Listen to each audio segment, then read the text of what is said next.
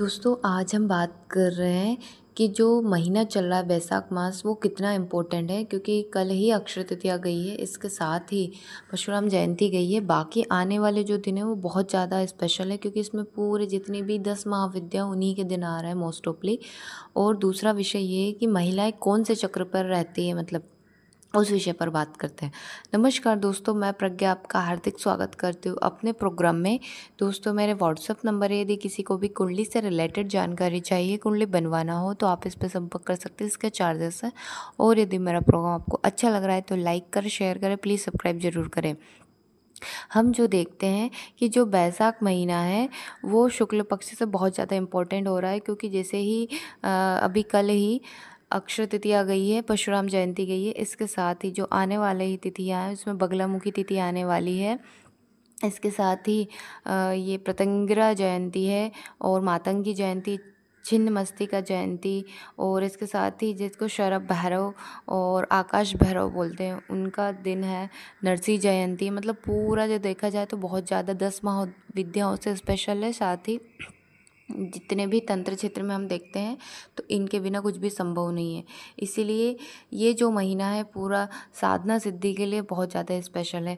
जैसे आने वाली जो तिथि देखते हैं 5 मई को, वो उस दिन बगलामुखी जयंती है, माँ की प्रकट उत्सव है, आप ऐसे बोल सकते हो। कल्पभेद के अनुसार ये 3 तिथियाँ प्राप्त होती जिसमें वैशाख की चतुर्थी, चतुर्दशी और अष्टमी प्राप्त होती है। जिस दिन जहाँ पर माँ की स्थापना हुई थी उस अनुसार उस स्थान का महत्व और प्रभाव उस क्षेत्र पर पड़ता है। मतलब यदि कहीं अष्टमी बहुत ज़्यादा स्पेशल होती है तो कहीं चतुर्थी, ऐसे आप देख सकते हैं।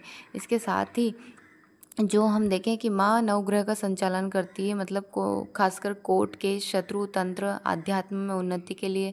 जितना भी लाइफ में नेगेटिव है, आपके कोई काम नहीं हो रहे, तो आप इन सब से बचने के लिए लाइफ में एक बार बगलामुखी कर सकते हैं। और यदि आप दीक्षित हैं तो बहुत अच्छी बात है, और दीक्षित नहीं है तो आप उनका अष्टोत्तर शतनाम पाठ ये आप कर सकते हैं।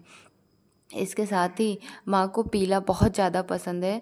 पीला रंग, जैसे उनका आसन, आपका आसन, और पीले फूल, भोग, और उनका सामग्री जो होती है हवन, वो पीली, जिसमें सरसों खासकर।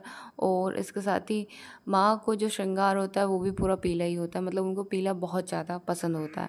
इसके साथ ही माँ सब दोषों का शमन कर देती है, इसलिए लाइफ में एक बार ज़रूर बगलामुखी करना चाहिए। वैसे भी जो बहुत ज़्यादा प्रॉब्लम आ रहा है, आप देख सकते हैं अभी स्थिति भी ऐसी चल रही है जिसमें बहुत ये दिन जा रहे हैं जो बहुत टफ जा रहे हैं। उसमें हो सकता है किसी को बहुत ज़्यादा अभी शेयर मार्केट में अप डाउन देखने को मिल रहा है, या लाइफ में जब बीमारी हो, कर्जा हो, कोई भी ऐसे हालत हो, या क्रूर ग्रह की युति कहीं पर कुंडली में ऐसी हो, तो आप बगलामुखी साधना कर सकते हैं, या अपने इष्टाराध्य की साधना तो करना ही चाहिए। और इसके साथ ही जो देखते हैं हम यहाँ पर अभी शनि राहु की युति भी चल रही है, तो बहुत ज़्यादा प्रॉब्लम यहाँ पर देखने को आपको मिल रही है। इसके साथ ही हम देखते हैं यहाँ पर कि आज हम बात कर रहे थे कि महिलाएं कौन से चक्र पे होती है। तो जैसे पुरुष प्रधान समाज होने के कारण अधिकतर महिलाएं जो जिसको मूलाधार चक्र बोलते हैं, मोस्ट ऑफली उसी पर रहती है। और ज़्यादा से ज़्यादा 3 चक्र, जैसे मूलाधार, स्वादिष्ठान और मणिपुर, इनसे आगे नहीं उठ पाती क्योंकि हमेशा डर में रहती है। मानो जो डरता है ना वो मूलाधार से ऊपर उठ ही नहीं पाता है। नाभि तक, मणिपुर तक चला जाता है तो बहुत बड़ी बात है, वो कुछ अलग ही कर लेती है, मतलब अपना क्रिएट कर लेती है यदि आप नाभि तक भी पहुंच जाते हैं तो।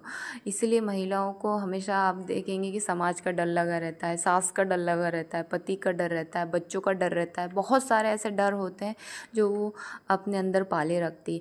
इसलिए उनकी जो ऊर्जा होती है वो कभी ऊपर ही नहीं उठ पाती है।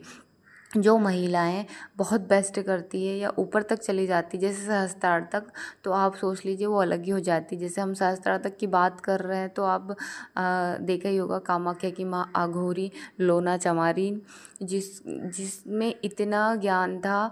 जो शाबर मंत्रों की दीक्षा में जब भी, मतलब शाबर मंत्रों की शिक्षा ली गई है उनसे, और आज भी उनके नाम पे ही काम हो जाते हैं। मतलब यहाँ तक कि ब्राह्मण थे, जो ब्राह्मण ने भी अपना गुरु बना लिया था उनको, तो इतनी पावरफुल हो जाती है।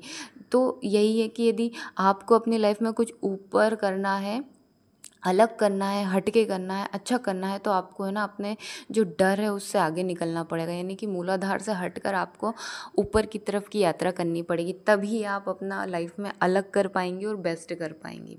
धन्यवाद दोस्तों।